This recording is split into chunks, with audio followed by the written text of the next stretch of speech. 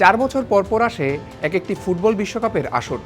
বিশ্বকাপ মানেই ফুটবলের টান টান উত্তেজনা, চোখ ধাঁধানো গোল আর বিশ্বজুড়ে কোটি কোটি সমর্থকের আবেগ। এবারের 48 দলের এই টুর্নামেন্টের 104 ম্যাচের 100টি ইতোমধ্যেই অতিবাহিত হয়েছে। 2026 বিশ্বকাপ একদিকে যেমন উপহার দিয়েছে মাঠের দুর্দান্ত সব জাদুকরী ফুটবল, অন্যদিকে জন্ম দিয়েছে বেশ কিছু বিতর্কেরও। মাঠের বাইরের নাটক, বিতর্ক আর বিশ্ব ফুটবলের নীতি নির্ধারক ফিফার কিছু অবিশ্বাস্য সিদ্ধান্তে হতবাক হয়েছে ফুটবল বিশ্ব। এবারে চলুন 2026 বিশ্বকাপের সবচেয়ে আলোচিত 5টি বিতর্ক নিয়ে কথা বলা যাক।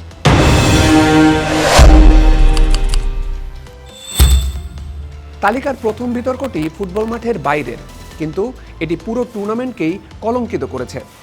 2025 সালের আফ্রিকান ফুটবল কনফেডারেশনের বর্ষসেরা রেফারি নির্বাচিত হন সোমালিয়ার ওমর আব্দুল কাদির আরতান।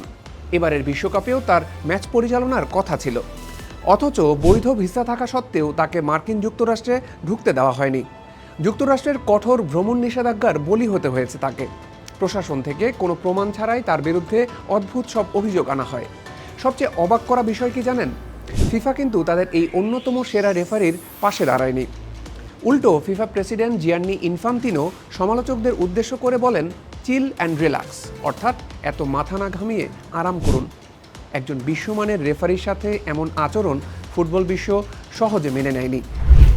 ফুটবলে রাজনৈতিক হস্তক্ষেপ নিষিদ্ধ, ফিফার এই নিয়ম আমরা সবাই জানি। কিন্তু 2026 বিশ্বকাপে খোদ মার্কিন প্রেসিডেন্ট ডোনাল্ড ট্রাম্পের সরাসরি হস্তক্ষেপে ফিফাকে মাথা নত করতে দেখা গেছে। এবারে টুর্নামেন্টের রাউন্ড অফ 32 এর ম্যাচে বসনিয়া অ্যান্ড হার্জেগোভিনার বিপক্ষে আমেরিকার তারকা স্ট্রাইকার ফোলারিন বালোগান লাল কার্ড পেয়ে মাঠ ছেড়ে যান। নিয়ম অনুযায়ী তার পরের ম্যাচে নিষিদ্ধ থাকার কথা, কিন্তু ট্রাম্প সরাসরি ফিফা প্রেসিডেন্ট জিয়ান্নি ইনফান্তিনোকে ফোন করে এই সিদ্ধান্ত পুনর্বিবেচনা করতে বলেন। এরপর ফিফার ডিসিপ্লিনারি কমিটি বালোগানের নিষেধাজ্ঞা 1 বছরের জন্য স্থগিত করে। উয়েফা ও বেলজিয়াম ফুটবল অ্যাসোসিয়েশন বিষয়টির তীব্র নিন্দা জানিয়েছে। তারা বলেছে ফিফা এক্ষেত্রে রেড লাইন ক্রস করেছে। যদিও রাউন্ড অফ 16-এ বেলজিয়ামের কাছে 4-1 গোলে হেরে বিদায় নিয়েছে আমেরিকা, কিন্তু এই ঘটনার প্রেক্ষিতে ফিফার নিরপেক্ষতা নিয়ে বড় প্রশ্ন উঠেছে।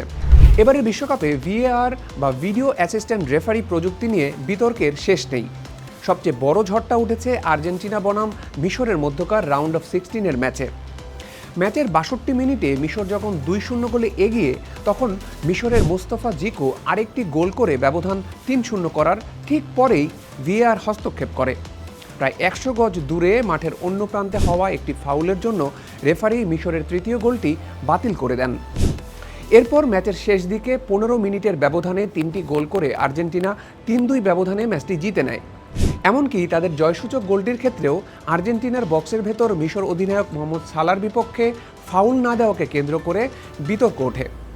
ম্যাচের পর মিশরের কোচ হোসাম হাসান এবং অধিনায়ক মোহাম্মদ সালাহ সরাসরি পক্ষপাতিত্বের অভিযোগ তুলেছেন। সার্বিকভাবে এই ম্যাচে ভিএআরের ভূমিকা নিয়ে ফুটবল সংশ্লিষ্টদের অনেকেই প্রশ্ন তুলেছে। ফুটবলকে বলা হয় সাধারণ মানুষের খেলা, কিন্তু এবারের বিশ্বকাপে টিকিটের দাম দেখে মনে হচ্ছে এটি কেবল বড়লোকদের জন্য।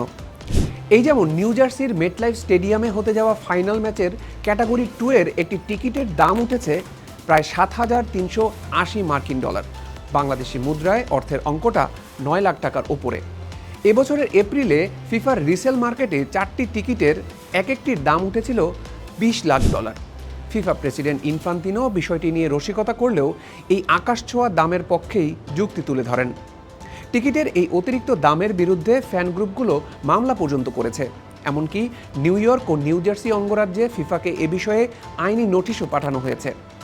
অতিরিক্ত লোভের কারণে সাধারণ ফুটবল ভক্তদেরকে ফুটবল থেকেই দূরে ঠেলে দেওয়ার এই মানসিকতার জন্য ফিফাকে চরম সমালোচনার মুখে পড়তে হয়েছে। এই বিশ্বকাপের আরেকটি আলোচিত বিতর্ক হলো হাইড্রেশন ব্রেক বা খেলোয়াড়দের পানি পানের বিরতি। আপাত দৃষ্টিতে একে খেলোয়াড়দের কল্যাণে নেওয়া একটি সিদ্ধান্ত বলে মনে হলেও এর পেছনে রয়েছে কোটি কোটি ডলারের বাণিজ্যিক খেলা। ফিফা নিয়ম করেছে তাপমাত্রা যাই হোক না কেন প্রতি অর্ধে 3 মিনিটের একটি বাধ্যতামূলক বিরতি থাকবে। আমেরিকার ডালাস বা ভ্যাঙ্কুভারের মতো শীতাতপ নিয়ন্ত্রিত ইনডোর স্টেডিয়ামেও এই বিরতি দেওয়া হচ্ছে, যার কোনো যৌক্তিকতা নেই। ফুটবল বিশেষজ্ঞরা বলছেন এটি আসলে খেলাকে 4টি কোয়ার্টারে ভাগ করে টিভি চ্যানেলগুলোকে কোটি কোটি ডলারের বিজ্ঞাপন দেখানোর সুযোগ করে দেওয়ার একটি ফাঁদ মাত্র। যা ফুটবলের স্বাভাবিক গতি ও ছন্দকে নষ্ট করছে। মাঠের ফুটবলের সৌন্দর্যকে ছাপিয়ে মাঠের বাইরের এমন বিতর্কের জন্যও ফুটবল ভক্তরা এবারের বিশ্বকাপকে মনে রাখবে। আপনার চোখে এর মধ্যে কোন বিতর্কটি সবচেয়ে দৃষ্টিকটু লেগেছে কমেন্টে জানান।